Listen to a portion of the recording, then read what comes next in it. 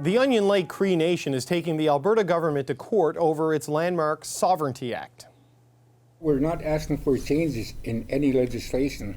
We're calling for total retraction and a premier to address my leadership and myself as a sovereign government. The Treaty 6 First Nation says the legislation passed last week breaches treaty and constitutional rights. Michael Marchand is the lawyer representing Onion Lake Cree Nation. He's in Edmonton. Well, Mr. Marchand, I wonder if we could start with you summarizing what are your main arguments against the Alberta government's Sovereignty Act? Essentially, it was the method in which the act was presently enacted.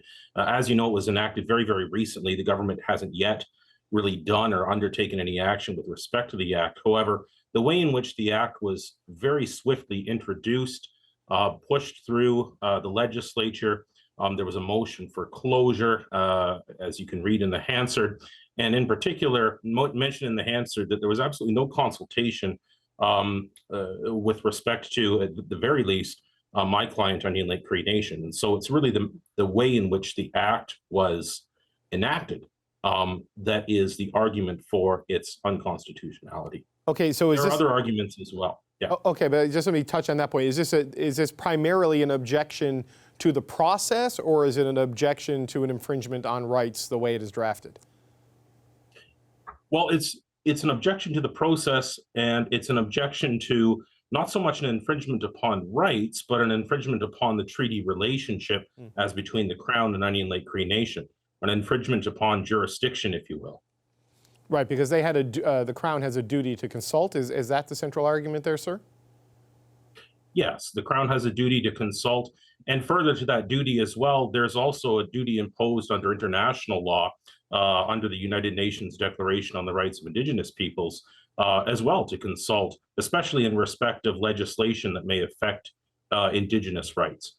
Okay, we've got a statement from the government, from a provincial government spokesperson, saying the bill is constitutional in their view and insisting it does not interfere or undermine Indigenous rights and treaty rights. What's your response to that? I'm wondering what rights could be violated and how much weight do you give this assurance from the Smith government? Well, I expect that assurance is probably going to map onto a statement of defense if one ends up being filed in this matter. I mean, that is the government's position. It's the same position that was articulated within the legislature. It was also the same position as articulated going in. And the government has included within that legislation a walk back or a step down, if you will, from the original drafts that essentially permitted the Premier's office to rewrite provincial law. So they've stepped down from that. And they've also included what's generally called a non-derogation clause in respect of Aboriginal rights. However, it is the manner in which the law was enacted that is the essential complaint, at least at this time, until the government tries to do something with the actual law itself. And so we expect that that's going to be the government's same position in litigation as it is presently in their public pronouncement. So if they were to go back to the drawing board and start over with this, is there a path forward for a similar legislation with similar intent if they did do proper consultation with First Nations, or is this type of legislation just a non-starter to begin with? No, my client, for their part, Onion Lake, has always been willing to sit down and discuss with the government what the government's objectives are, and then to discuss a way in which, with their free, prior, and informed consent, the government can help to meet those objectives. And again, it's been mentioned, and in fact, it was mentioned in Onion Lake's own correspondence to Premier Smith, that it is a familiar experience to have the federal government intrude into areas of inherent jurisdiction, or at least jurisdiction as prescribed by the Constitution. So there is some similarity of experience that has been noted. So what remedy are you seeking here? Are you seeking to have this law struck down? Are you seeking to have a consultation started? I mean, what's the objective?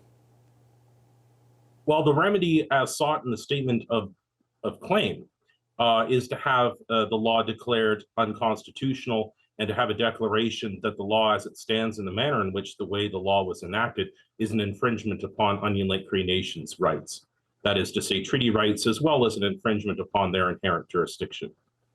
Right. Okay, so that's the situation in Alberta, but Chief Lewis also had a message for Saskatchewan Premier Scott Moe yesterday about the Saskatchewan First Act, which is similar in spirit, but certainly not in language to the Sovereignty Act. But do you expect to file a similar court action in Saskatchewan if that bill goes forward or continues to be used unchanged?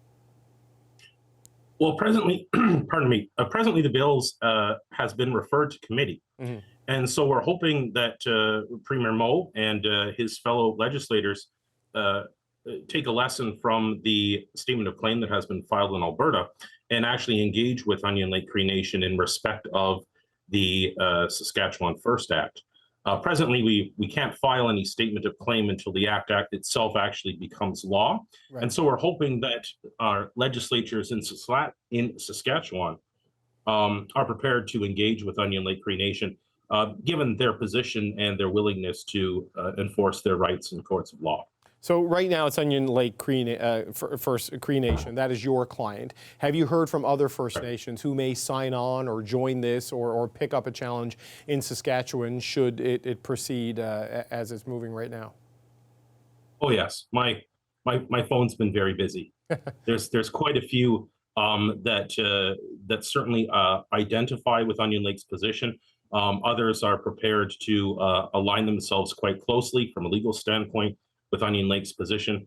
And so, yes, there has been a lot of interest from other Treaty 6 and indeed other treaty areas, Treaty 8 and Treaty 7 as well. Do you think they might sign on to this challenge that you filed in Alberta at minimum, or are they going to wait and let your existing client be the pace car on this one?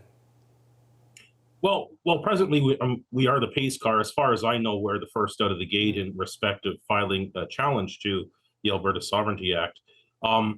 They may indeed decide to come along. I haven't firmed up any discussions with any other First Nations or their representatives. As I said, presently we're acting for Onion Lake Cree Nation, but there is a great deal of interest among other treaty nations because we're essentially arguing the same basis and same foundation of rights. That is Treaty 6 in respect of Onion Lake, but within Alberta there's also Treaty 8 and Treaty 7 as well. And there's other treaty areas, of course, other numbered treaties throughout the rest of Canada as well, too. Okay. Michael Marchand, thank you for walking us through it. That's Michael Marchand, lawyer for the Onion Lake Cree Nation. Thank you, sir. My pleasure. Thank you. Good afternoon.